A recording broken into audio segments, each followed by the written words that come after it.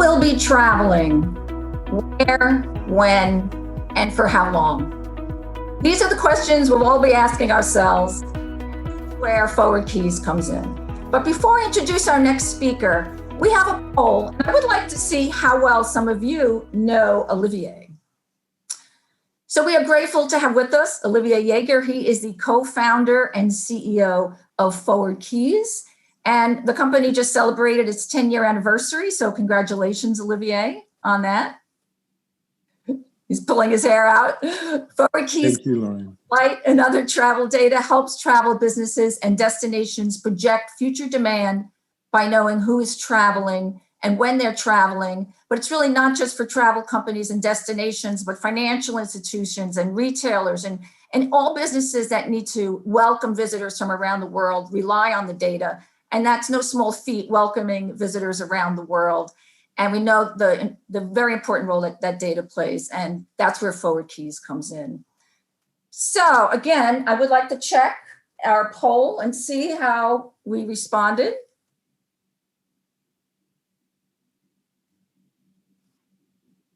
Olivier, you were a man of many, many firsts. You were the first European AOL employee, and you were the first Phocuswright European analyst. So, Olivier, I give you the floor. Thank you very much, Lauren. Thank you for reminding me how old I am. I'd like to tell the youngest of the audience that the privilege of experience comes with a cost, and that's called age. That comes with a number of issues that I'm not going to mention here. Listen, I think we've all been equally caught by surprise by the magnitude and the impact of COVID on our lives, our industry, and now our economies. And before I start, I would like to have my thoughts to go to our friends and colleagues of the industry that are most severely impacted by this crisis. I hope together as an industry we'll be able to support each other and get through this, whatever time it takes. There is a number, your question, Lauren, is destination of choice. Who is deciding? Well, I'm afraid I have a bad news for you. Right now, neither travelers nor the travel industry is in control. The world is closed. Most borders globally are closed or restricted. I have no competence in health matters. However, I do believe that traveling does not make you sick, and closing borders in a radical way is not the only way to control the spread of the disease. My opinion is it has been quite disappointing to see our national governments making unilateral decision to close or restrict borders with minimal coordination among countries, let alone the EU. I mean, we had countries retaliating from one country, closing the borders to another one. It's disappointing. Now, things are bound to change quickly because obviously we're seeing the weight that has on our economies. And I think there will be a moment when we will have to give way to the economy. And for this, we'll need to reopen border, because if there is one thing we're all learning about this, is that travel and tourism is a necessary component of the economy and our world, in our globalized world at this point in time. At ForwardKeys, we're looking at this way. We work with a lot of stakeholders in the travel industry, as you mentioned, all those that have a business that ties to travelers. And I would dare to say, to be simplistic, that this triangle I'm showing you on this slide is somewhat the engine of how this business works. People look for a destination, and then they look on the shelf what is made available to them, and then they make a reservation. So that really goes from the intention to the offer and to the demand. Monitoring all this allows us to understand where people want to travel and how and anticipate on the performance of this destination for the benefits of our customer. But the problem now is that these travel restrictions have broken the dynamic of our business and of our industry, right? So this intention / offer / demand dynamic is essentially dysfunctional right now. And the normal behavior of companies from the private sector is totally disrupted. by this travel restriction, and they're unsuccessful at operating normally. You know, I'm a business guy, and I know how much you cannot run a business with no visibility. That is what we're seeing here, is desperate move from wanted industry players, while we should see a collective and constructive attitude toward a rebound. That can only be made through a coordinated effort. You know, people are searching, but they're searching when the media are telling them that there is a place where they can go, and I will demonstrate this. Airlines are desperately trying to load capacity and inventory in the systems, but they cannot fly all these flights. And people hesitate to book. The booking window is extremely quick right now. They're extremely small. And as I said, this is dysfunctional. The end result of that is what we know, which is the industry collapsing. And I have 2 points that I'd like to make on this. The first, are we seeing airlines disappearing? Air Italy, Flybe, Level Europe, Sun Express Deutschland. Not to mention these hubs or bases that are abandoned by airlines to protect their cost structure. And heavy carriers or aircrafts of all type basically grounded for some time or forever. It's becoming clear that for the many years to come, we will not be able to fly as many seats, and we will not be able to use those bridges between destinations that are the airlines in order to connect the world. The second thing is that the amounts that were invested by governments are huge. At least that's what we were thinking when a lot of these sponsoring happened before the summer.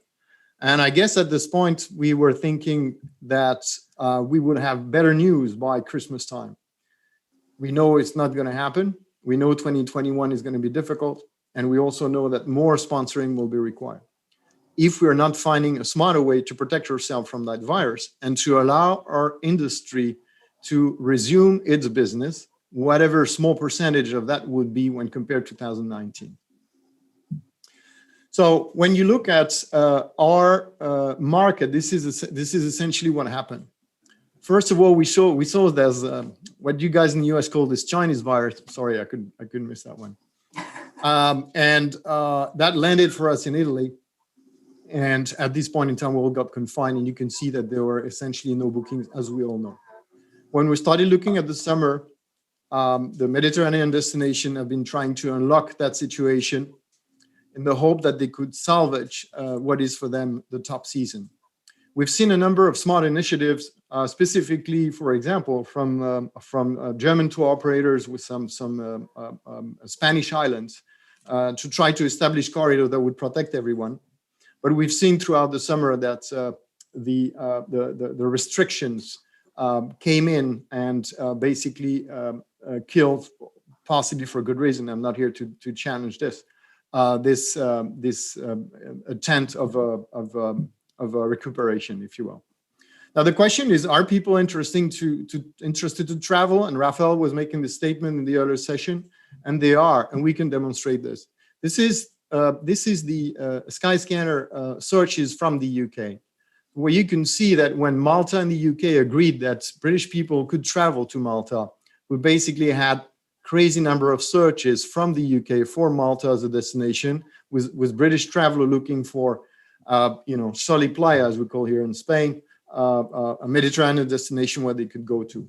And we have seen the same level of energy in searches when Portugal was open for business from the UK as well. So people intend to travel. So you might ask, well, yeah, maybe they want to travel, but would they book? Well, yes, they book. This is an overlay of the searches of people looking for Portuguese destination from the UK, and associated to it the tickets actually from the UK to Portugal. You could see that we reached minus 22%. Well, by the time that goes right now, minus 22% is a fantastic performance. So when people know that they can travel, well, they do travel. If we could be assuming that if people are interested in traveling, why are they not traveling more? Well, we know that's because everything that goes through a border is essentially closed or risky or complicated, or lack the clarity and the visibility that you would need for a business, or that you would need for a traveler. So yes, we do see a rebound for domestic travel. And here on this graph are displaying what's going on, what has been happening in China, where the domestic market has been doing very, very well. We are actually working with a lot of brands out there which are chasing the Chinese traveler, and the Chinese traveler is essentially domestic. And there is a lot of leisure traveler that have resumed in China. So I think we're all looking at this as something that we'd like to see to happen in our countries as well. Well, we know that the pandemic is not under control in the US, and you can see that the domestic market is still struggling.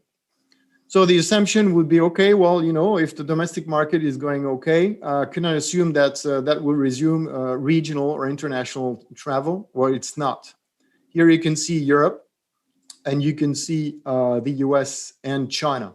China has a vested interest to keep very, very strict control over its borders, obviously, but also by nature and by the way they handle that pandemic, but also because they're interested to see their traveler to spend their money domestically. But we can see that Europe and the US essentially are not seeing any kind of rebound from the international side of it. And I'd like to leave you with three thoughts. The first one is, unless we have visibility and clarity, as I was saying, on how to travel, when to travel, what can I do, what are the prices to pay, as it was said in a previous session, or at least I'm extrapolating it, I have no problem getting tested before traveling. I just need to be given the rules. I have no problem handing over a boarding pass on one end and a certificate that says I'm negative on the other hand.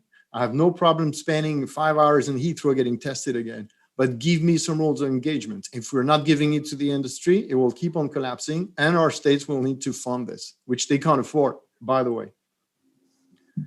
Another way of looking at it is the way forward is good, obviously. It's just a matter of time, but it's going to come back. And a lot of things will change. It might be, by the way, the opportunity to solve some of the fundamental flaws in our industry. For example, airline not making money, not being a profitable business. That's an issue because they're the facilitator of everything we're discussing here.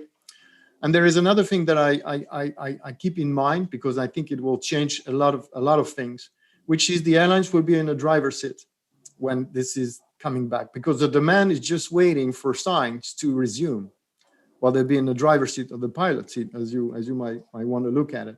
Essentially, that means that it is possible that the marketing of destination will take a different shape, because all those destinations basically are proud of their 5 million, 10 million, 22 million travelers a year, and they need that to sponsor the economy. If you look at Spain, you know that 13% of GDP, and I'm not even mentioning Southeast Asia.